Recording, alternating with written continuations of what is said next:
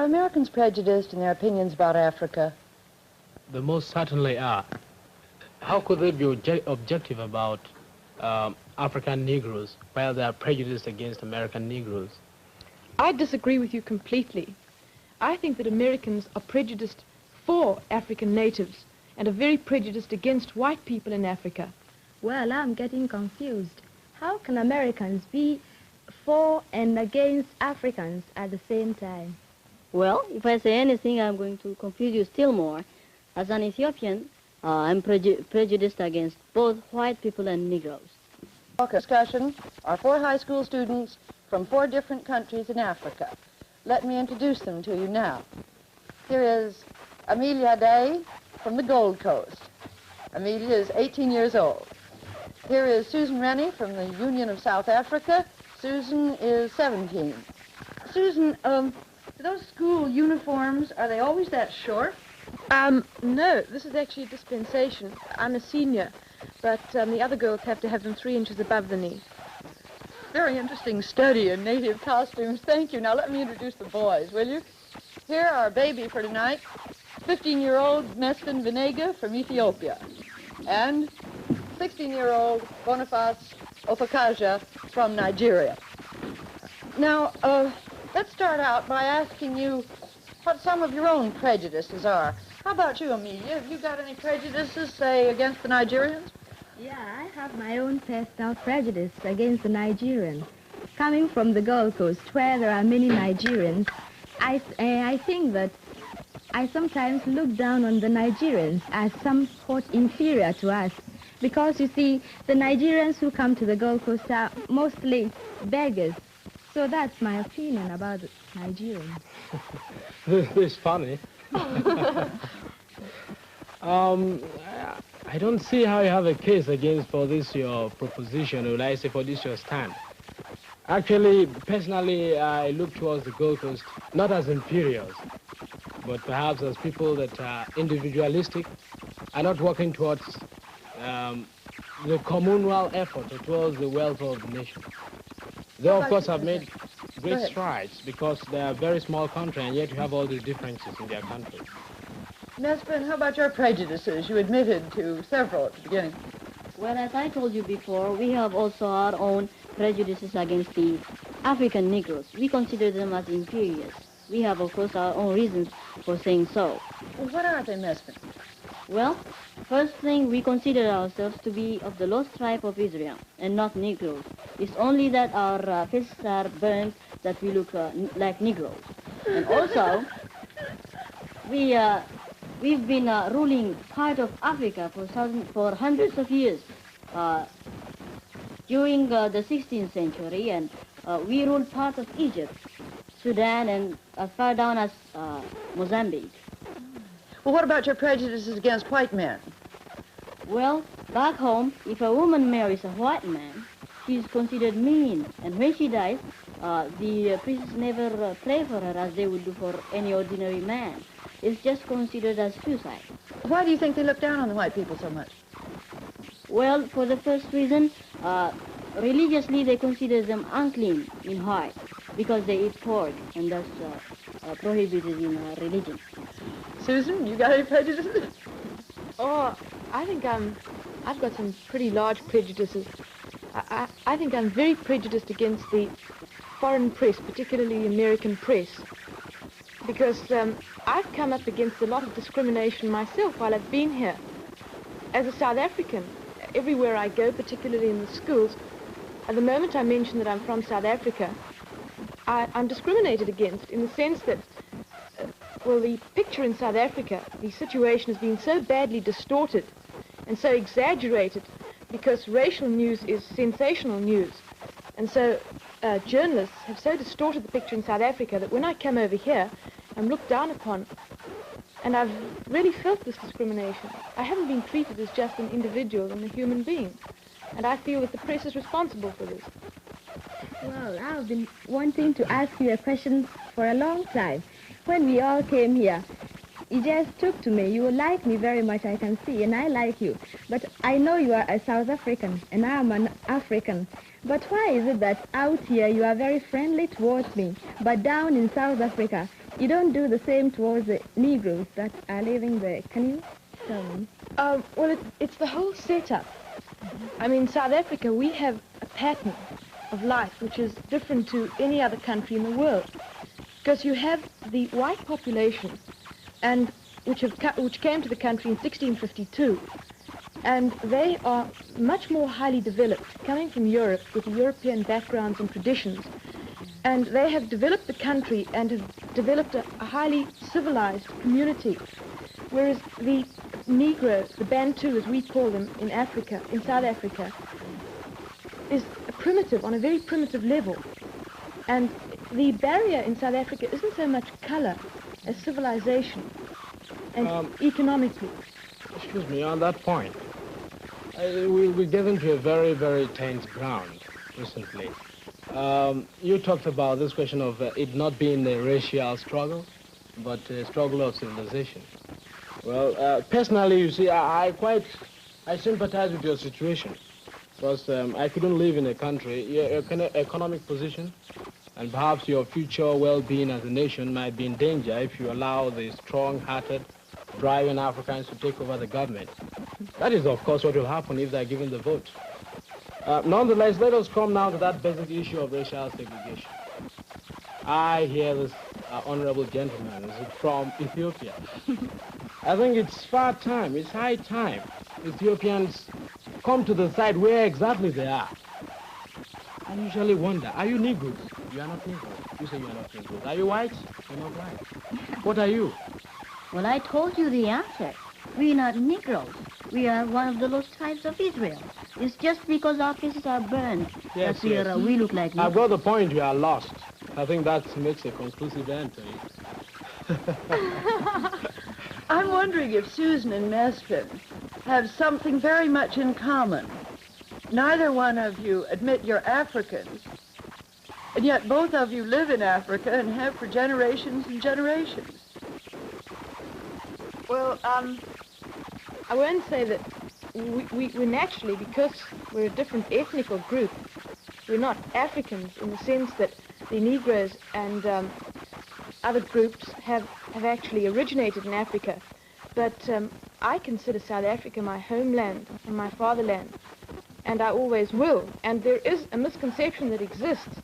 Most people think that the white settlers came to South Africa and took the land from people who Oh, no, it is not, and I'll prove it to you. Who came to South Africa and took it away, as the whites came here to America and took it away from the indigenous occupants. In 1652, when the first white settlers arrived at the Cape, the Bantu, as they are now known, the Negroes in South Africa, were still coming down from equatorial Africa, migrating. And it's a fact that they had not yet entered what is now known as South Africa, the borders of South Africa. The only indigenous occupants in Africa, South Africa at that time, were the Bushmen, and they were exterminated by the Bantu coming down. Excuse me, Susan, on that point, I think you've read your history upside down. How come? Yes, you see, the exact thing that happened was that these Dutch men, I think they were Dutch men, they haven't got a place in their homeland. Oh, not no, a means of living. I can just prove... Let me finish. All right, and Susan, then I can prove you how wrong your historical facts are. Oh, no, you know, your history is South African history. Mine is a bipartisan history. Well, this man came without any means of livelihood in their own country, with the economic background without any meaning at all. They came to South Africa. And the real facts are that as they came and there was an influx of these Dutch people from their unwanted homes, as there was an influx, the Bantus they were pushing the Bantus up into the country, till came the Zulu War, in which the Zulus were finally defeated in the most bitter and agonizing struggle they had against these Africans, you call them? Yes. I don't know where you get your historical facts from. I got my historical fact from, I think, is it Mr. Trevelyan? He's in British history. Oh, that's far Mr. better George than... Trevelyan knows nothing then, and I'll say that. Because it so happens that these penniless whites, as you call them, didn't come out because they didn't have homes or because of any kind of persecution. They were sent out as officials of the Dutch East India Company to establish a refreshment station for ships passing around passing around the bottom of the Cape. just as the Dutch settlers were sent out to America by the Dutch West India Company to settle and to make a refreshment station here. Now, I think if you had to turn around to those Dutch settlers who came out and said that they came out because they were penniless, they'd be just as indignant as I am. And as you say that the white settlers came and pushed the Bantu back, Yes. It's a fact that the whites It's a fact. I got the point now. It's a fact. into the interior of Go on. Africa and didn't come into contact never even saw a Bantu until 1795, which was practically 100 years, more than 100 years after they had arrived in South Africa. How did you have the Zulu War? What brought it about? The Zulus had already, by the time, I think you must have a look at a map. Zululand is very far from the Cape, where these people arrived.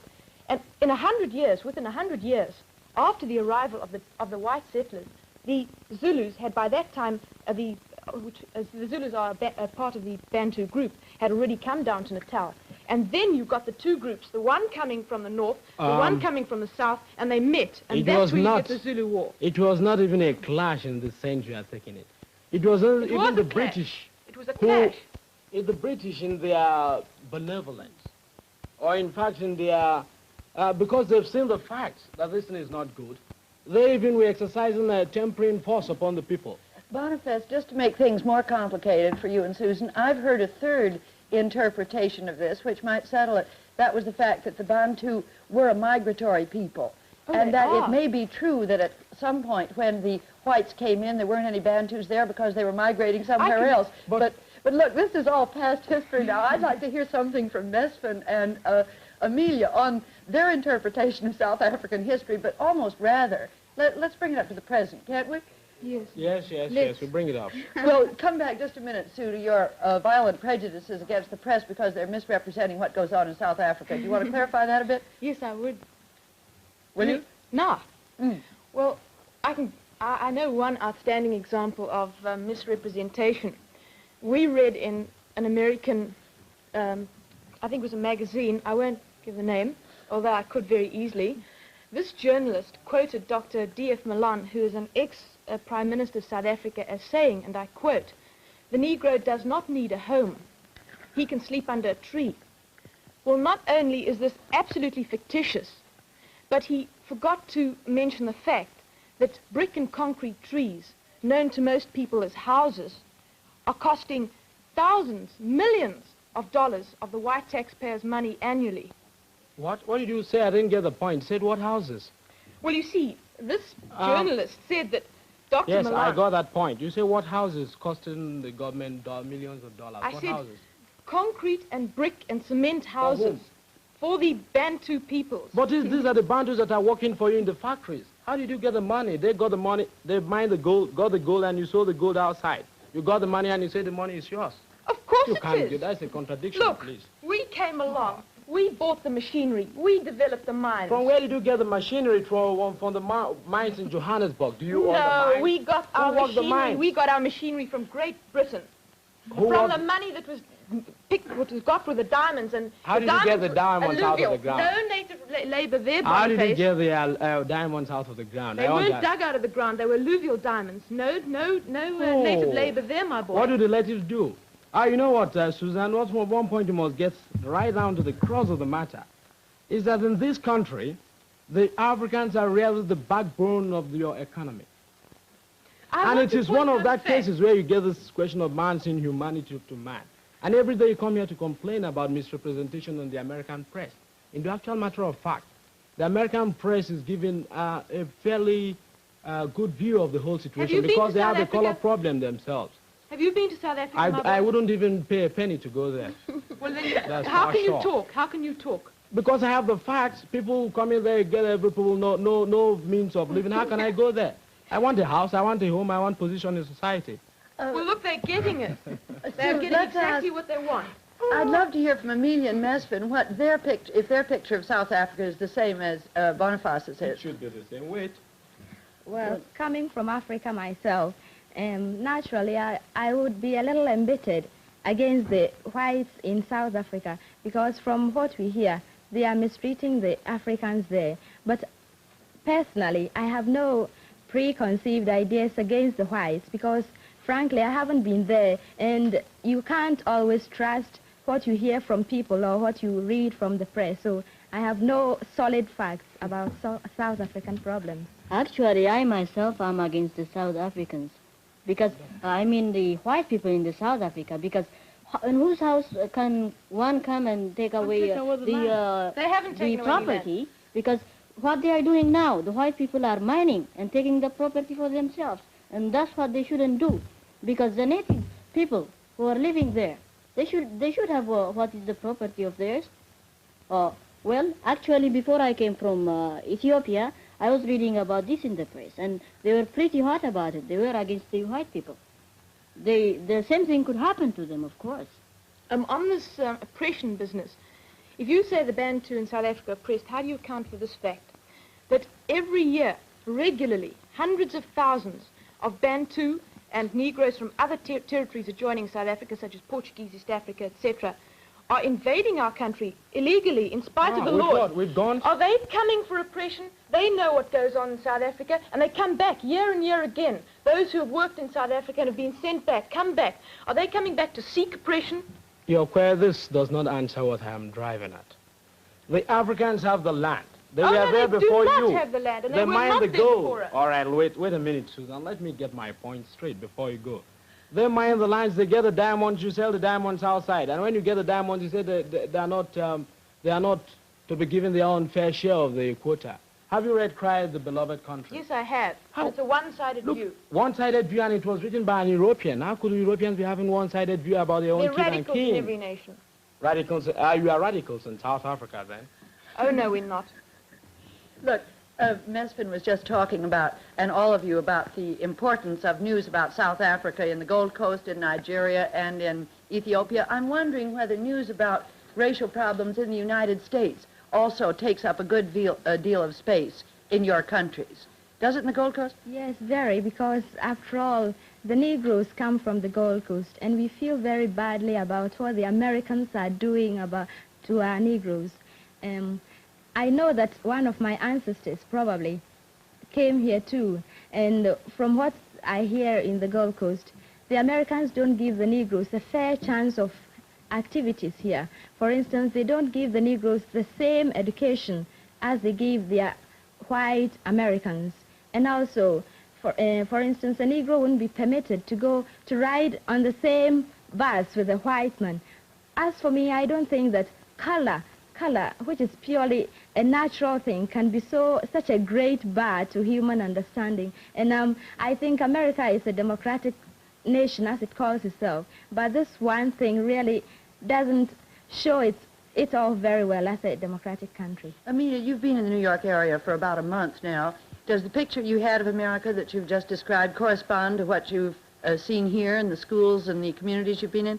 Well, when I came up here, most of the people in New York told me that segregation is only practiced in the South, but in the North, they have now begun to have integration. Well, I didn't think much about it, but one day after school, I went to a restaurant with a friend of mine, and she's an English girl, and we sat there and waited to be served by a waiter. Well, the waiter just came around, looked at us and passed us and went around serving others who came in after us. Well, I knew at once what he was doing, but my friend didn't know it. So she walked up to the waiter and said, "Well, we've been waiting here so long, won't you serve us?" The waiter just looked at her hard and then looked back at me. And then I told the girl that we better leave the restaurant because I understood it. But the girl was shocked, but I wasn't surprised because that was what I was expecting to find. And How about Americans, you, Mesfin? Well, in my country... No, I mean your experience with segregation here. Have you had any? Well, when I came to America, I was in Dwightmore High School, and I went for a haircut in the city. I looked up for a barber shop. I went there, and they told me they were busy. I went to a second one. The same thing happened, and to a third one, too. How about Dwightmore? Are there any Negro students there? Well, there are quite a lot of them. In fact, about 3/4 Negroes in the school. And they are well treated as the other white people, and I'm happy about it. In fact, one of the vice president of the school is a Negro himself, Linton Marsh. How about you, Boniface? Have you met segregation at all here? Have not met it. I think they must be pretty lucky Because I've been looking forward to get this segregation against me, but I have not got it yet. It's an irony that the South African will get it and I wouldn't get it myself. Well, Susan really has felt some here. It's interesting that you're the only one who has not. Yes? What are we after now? I think we'll come back to this question of I think it was the United States racial problems. Well, I feel, of course, that the outlook here has continued to be better. You do? I do.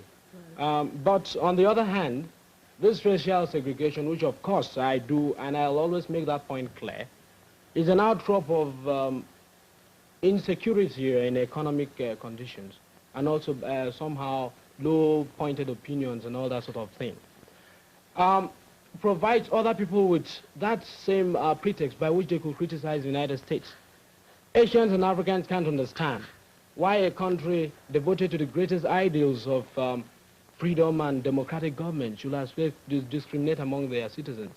We didn't get to ask Sue whether in South Africa her newspapers play up racial news in America, too. Oh, yes, they played up a great deal.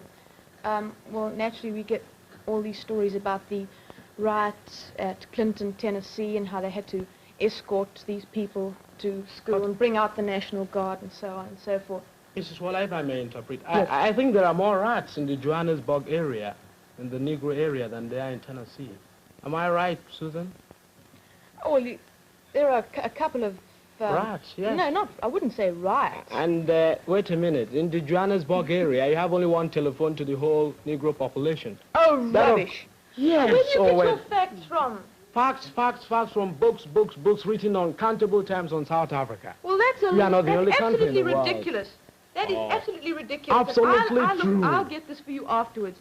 There are not, I can All right, let me guarantee finish you- my question. One Let me telephone. finish my statement, please. No wonder people prejudiced Let me with finish so my much statement, ignorance. please. One telephone in the whole Johannesburg district. Why? They don't want the That's not Africans true. to have a means of communication by which they could rebel against the people. I'm speaking from facts. John Gunter wrote that. That's absolutely ridiculous. And I think if you try and... Oh, you didn't say it was wrong. It is ridiculous, It's but not wrong. it's wrong. That's It is wrong. Ridiculous, but not That wrong. is no fact. Wait a minute, Mesfin Barnabas, wants if to you get... have got your facts from one-sided... It's not one-sided, Mesfin. It's it not should one-sided. be, because you know. what you've got is almost all what you've got All is right. Look, I against can each assure I other. can give you 4 concurrent. John Gunter wrote that. An African newspaper in Nigeria wrote that. A British paper wrote that. A Lebanese paper wrote that. Are all the world prejudiced against Well, you South can't Africa? so much criticize the country without actually going there and seeing what is happening, you see. I don't need to go there. I told you I wouldn't You pay a penny should. to go there. How because can I go we there? have come to America and we are looking what they are doing in America. We might have got false ideas of America. In I America, would the appreciate outlook it has if you- continued to be better. In South Africa, the outlook has continued to be worse. As a matter of disagree fact- with And that you on exactly, I Ms. disagree Mesfin. with you. As a matter No, of that fact, we are exactly. progressing. Wait a minute, Susan. That exactly, Mesfin, is what, Susan, I think you better take care about this. When these Africans come to learn that they are really being discriminated, they are learning now. And when they rise, you know what has been imposed upon the people by law? Or what has been suppressed when you get the people really suppressed? When they rise, they shall throw away that same government. And you are... Well, look, instead you've of- had your speak, I'm going to have mine now. It so happens that this apartheid, which you most probably have misinterpreted already, No, you misinterpreting just a minute, it let yourself. me speak, Not is me. working towards a solution in South Africa, and it so happens that there will be no riots, nothing like that. This apartheid policy, which I will afterwards speak to you about, seeing I think there's only very little time, is working towards getting self-realization and self-rights for the black people within their own areas. And I think if you make a careful study of apartheid, you will see, and already they've started legislating in South Africa and spending vast sums of money. Within the next 20 years, we're going to have a solution to our problems. I've spent 15 years learning it, and every day I become more prejudiced against South Africa. I don't need to spend a day more. But And I think for you're getting your instance, facts from the wrong source. not That's all from I the can wrong say. source, please. You're getting your facts from the government laid out principles and practices. Well, by which I racial live there. segregation will I be live there. I ought discriminated. to know. I don't You want to you live live there. 7,000 miles away. How can That's you know? not better. I have a home, I have a house, I reading can walk anywhere I propaganda. have. Reading propaganda. Unfortunately, our time is running out. Let's put that down. I'm wondering if anybody's got a final word to say on the subject of prejudice and where they come from. Yes. Mesfin? Folks, I understand I'm becoming an African, I suppose. Well, and I think, Susan, I'm sure that government policies sometimes conflict because you and I get on so well together. And I'm sure that this time our governments are in the wrong. So if we get on together, I'm sure in the future they will try to understand each other better. Bonifant? I think the important thing to consider is whether on the balance, the direction in which a nation is going is the right one. If two different, even contradictory opinions or points of views can be hospitable, can be exist in hospitality in the United States. You're talking about Amelia's point at the beginning now. At the beginning, yes. Yes, when she said that Americans, she was confused because they could be pro and anti at the same time. Yes. Can have hospitality in the United States. This is progress. It may not be, it is not weakness. The dynamism of a democracy that gives hospitality to 2 points of view. I'm sorry, that's all the time we've got. We'll be back again next